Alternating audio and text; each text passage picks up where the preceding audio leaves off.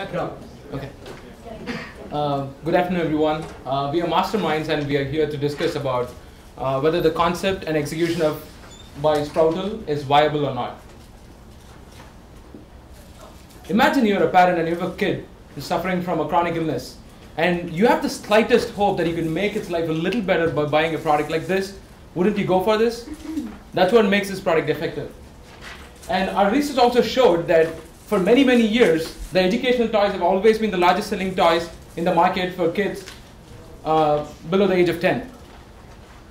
And we are targeting chronic illness here, so that means if you get a customer, there's a very high possibility that they're going to stick to you for a longer time.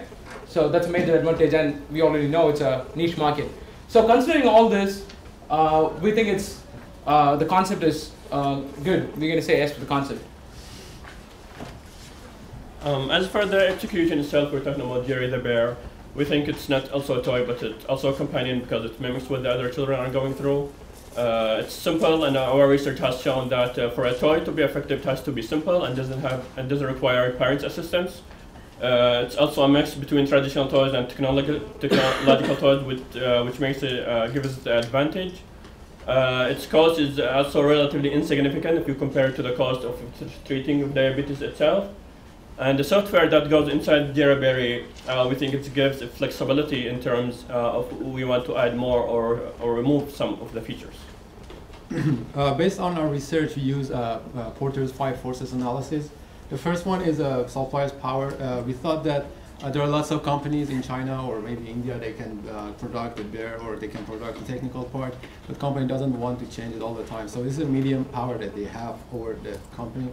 The buyer power, the individual doesn't have power to influence the price of the Jerry the Bear, so we consider that a low power. Threat of new entrant is low because the patent is protecting that.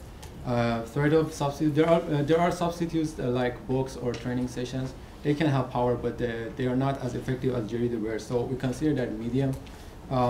In our research for rivalry, we found Tell Me Teddy Bear or another bear or Job. Some of them are even cheaper than Jerry the Bear, but they are not as effective because they're not using technology, and some of them are not available now. So we consider that one low again. And based on that, if you think that it's a favorable competition and execution, we can say yes. But there are some concerns about that. So the first two concern about Jerry the Bear is the level of understanding. And level of engagement. So when a child is diagnosed with type 1 diabetes, usually it's between range, let's say for example 1 to 10, and during that age, as the level of cognitive is still developing, so the child, when given Jerry the Bear, will have different understanding how to deal with the Jerry the Bear. And also next one is the premium product. Jerry the Bear currently commands $200, and it's more expensive than the typical toys.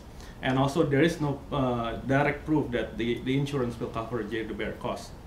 And the last one is the market is small. Even though in the beginning we said niche market is good, but the downside is the potential customer is smaller, and as the child grow older, like will there be need for Jerry the Bear? So what we can do about that? Our first suggestion is to use customized software, and this will address the different levels of understanding in children who have diabetes.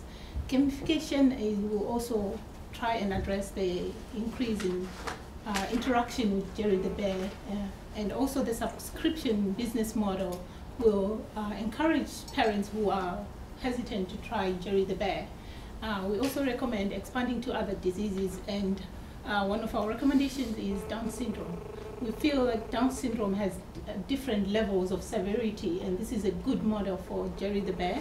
So it can be suited to educate and manage and promote independence in Down syndrome. Imagine a kid who depends on their parents for everyday activities like waking up, brushing their teeth, and getting ready for school. You can have Lord Jerry the Bear doing the tasks of brushing the teeth, dressing up, and kind of learning, like a learning process for the kid. And imagine a kid who is pretty much independent, who can go to school by themselves. You can have Jerry the Bear as a GPS, as a program that will help them guide to go to school, come back, go to the shops, kind of promoting their independence. These are our recommendations for Sparto, and thank you. Any questions?